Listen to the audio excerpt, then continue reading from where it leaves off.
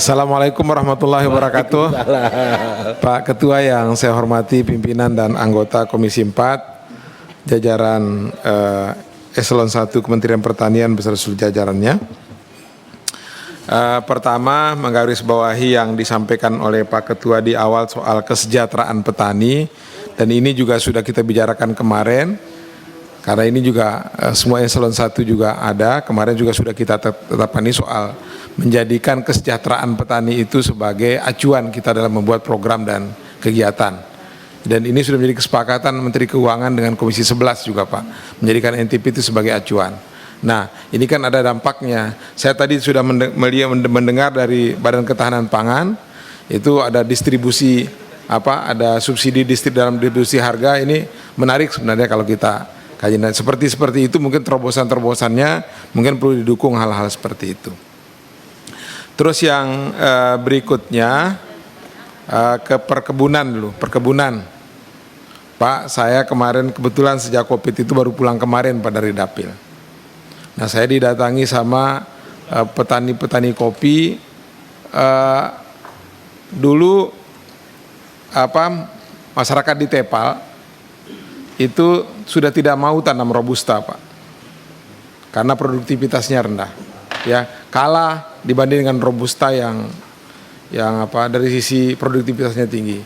Tetapi setelah dia memberikan penyadaran kepada masyarakat, memberikan contoh tanam yang baik, ternyata hasil Arabica juga tidak kalah dibanding dengan robusta.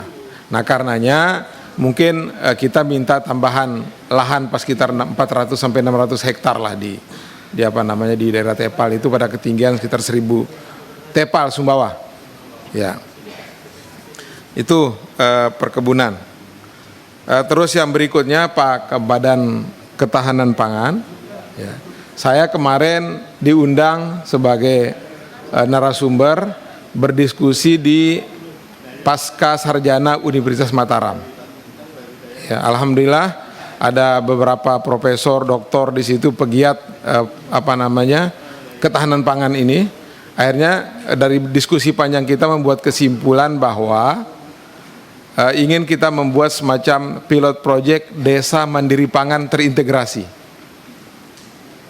Proposalnya sudah ada Pak, nanti kita coba sempurnakan, tapi mungkin sekitar 20 desa dulu kita uji coba, nanti kita integrasikan baik itu pertanian, kelautan, segala macam, dia terintegrasi tapi basisnya desa Pak.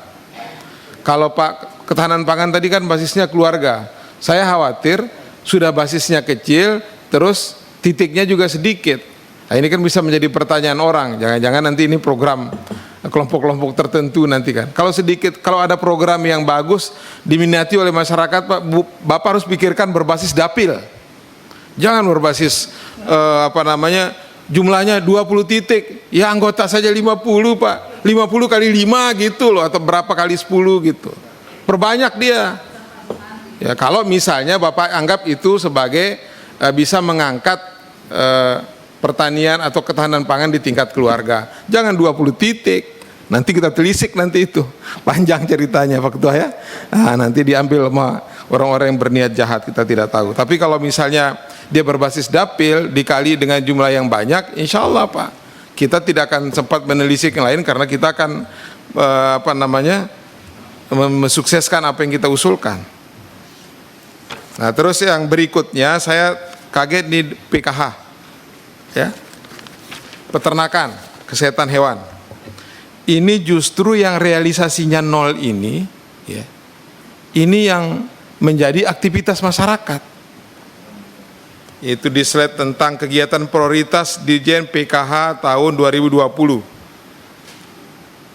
Pengembangan ternak ruminansia potong, realisasinya nol.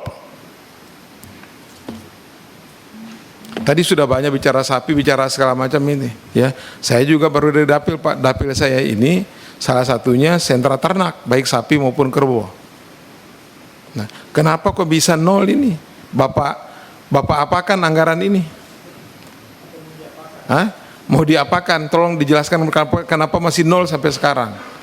Nah, saya tadi sambil informal sudah cerita Pak Ketua, di Sumbawa itu sudah ditetapkan secara nasional sebagai pusat pemurnian sapi Bali.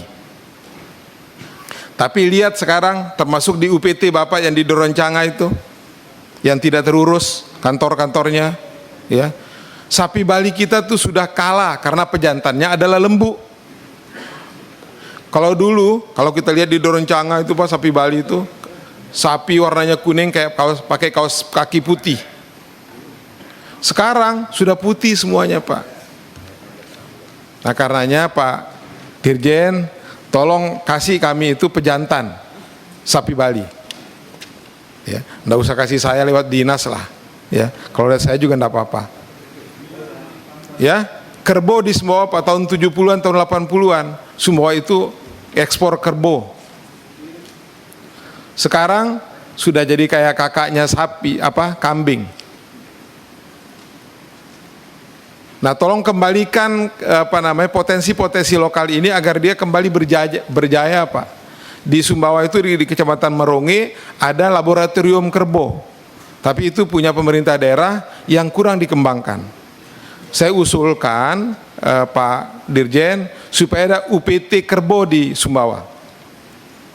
Ada UPT kerbau, Pak. Tadi Pak Ansilema juga sudah bicara tentang potensi baik sumber daya kerbau sendiri maupun sumber daya manusia untuk mengembangkan itu. Jadi mungkin itu Pak yang saya sampaikan. Pak Kepala Badan Ketahanan Pangan, nanti kita akan coba tindak lanjuti beberapa rekomendasi.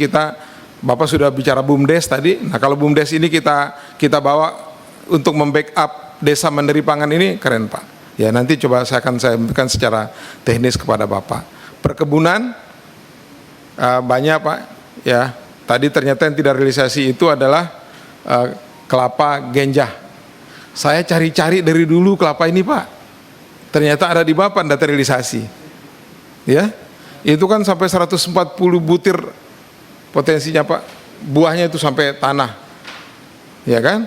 Kita bagi itu kepada masyarakat kita, ya, untuk mengisi pekarangan-pekarangan mereka itu, insya Allah itu bisa menjadi solusi untuk menghiasi program kita tadi itu Desa Mandiri Pangan, keluarga pangan sejahtera segala macam itu. Terima kasih Pak Ketua. Kurang lebih mohon maaf. Assalamualaikum warahmatullahi wabarakatuh. Waalaikumsalam.